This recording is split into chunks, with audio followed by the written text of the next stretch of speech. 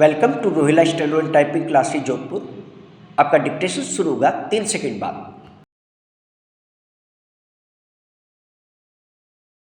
Start.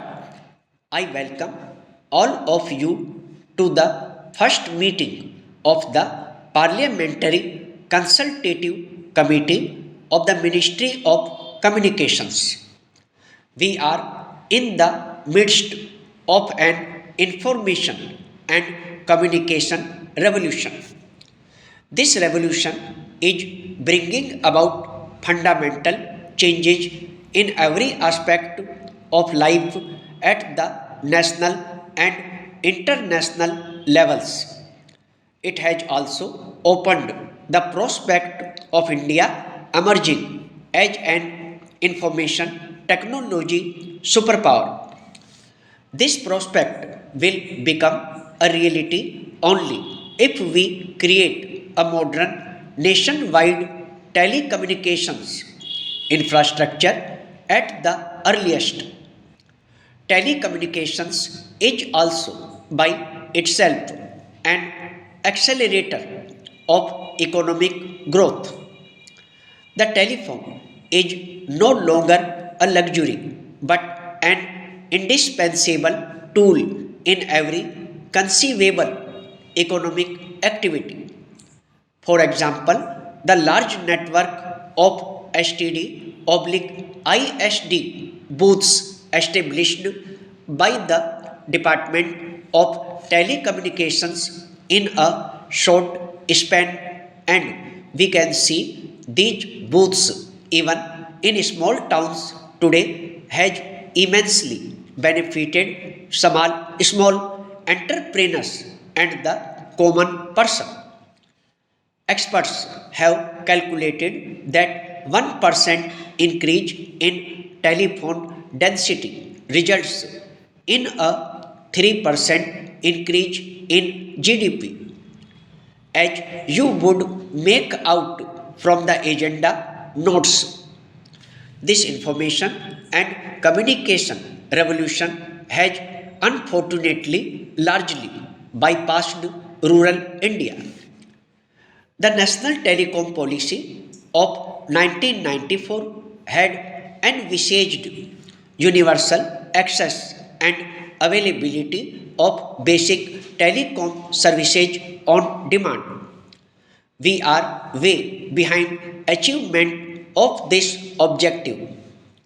The failure is most glaring in meeting the target of at least one village public telephone for each of the 6 lakh villages in the country.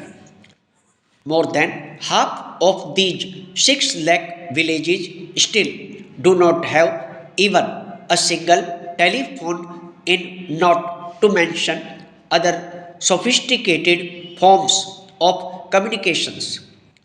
Moreover, the telephone density in such of the villages which do have a connection is very low. This should be matter of concern for all of us.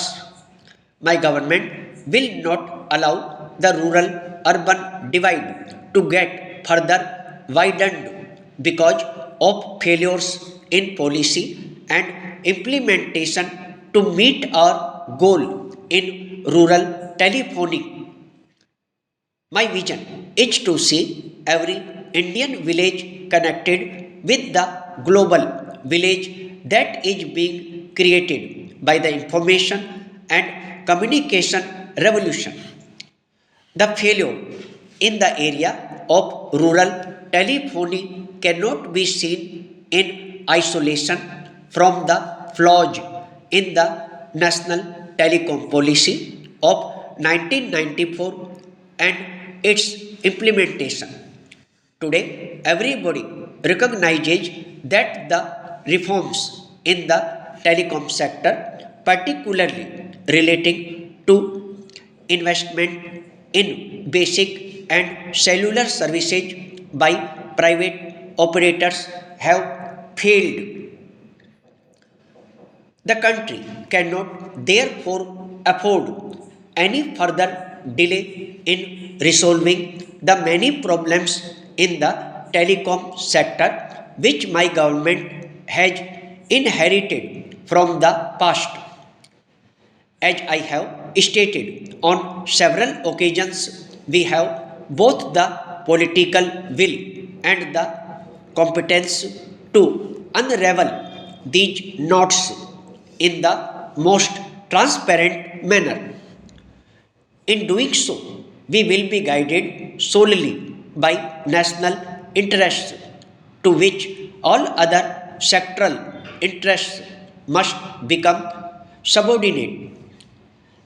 As a first step, we have created a high powered group on telecommunications under the chairmanship of Sri Jaswant Singh.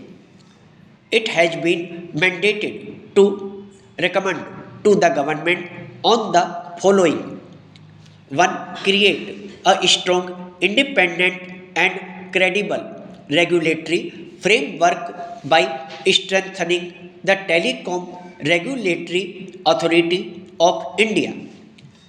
The government will move to suitably amend the TRI Act it found necessary by the group to achieve this objective.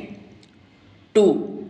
To resolve all issues in the telecom sector, including the license fee structure for basic and cellular operators, to ensure fastest proliferation of telecom services in India, including in rural areas.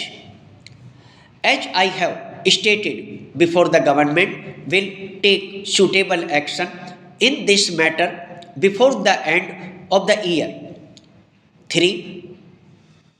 To formulate a new national telecom policy to address, among other things, the revolutionary phenomenon of the convergence of telecom, IT, media, and consumer electronics. This suggests that we may have to create a common policy and regulatory framework for telecom, broadcast, cable, internet, and other aspects of convergence.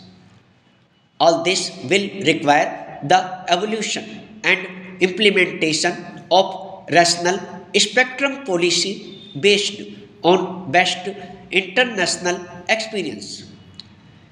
In dealing with this important task, I have directed the group not to tinker with the issues but to come up with a fundamental and lasting solution that will both meet the needs of the country and also take into account the rapid technological changes in this dynamic sector.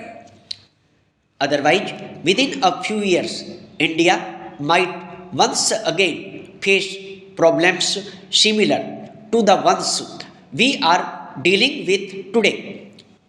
The solution must, among other things, address the national objective of rural telephony. We cannot expect the dot alone to undertake this important social obligation. Private operators will have to share this responsibility and meet their targets speedily.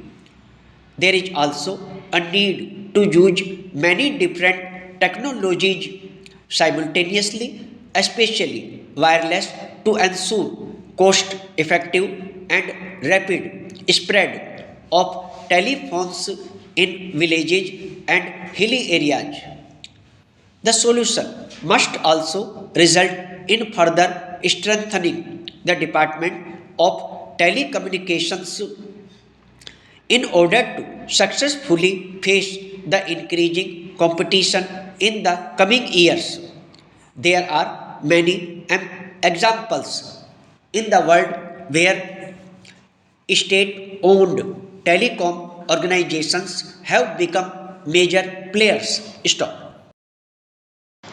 दोस्तों, यदि dictation अच्छा लगा हो तो video को like करें, share करें और चैनल को सब्सक्राइब करके बेल आइकन अवश्य दबा दें ताकि लेटेस्ट वीडियो का नोटिफिकेशन आप तक तुरंत पहुंच सके।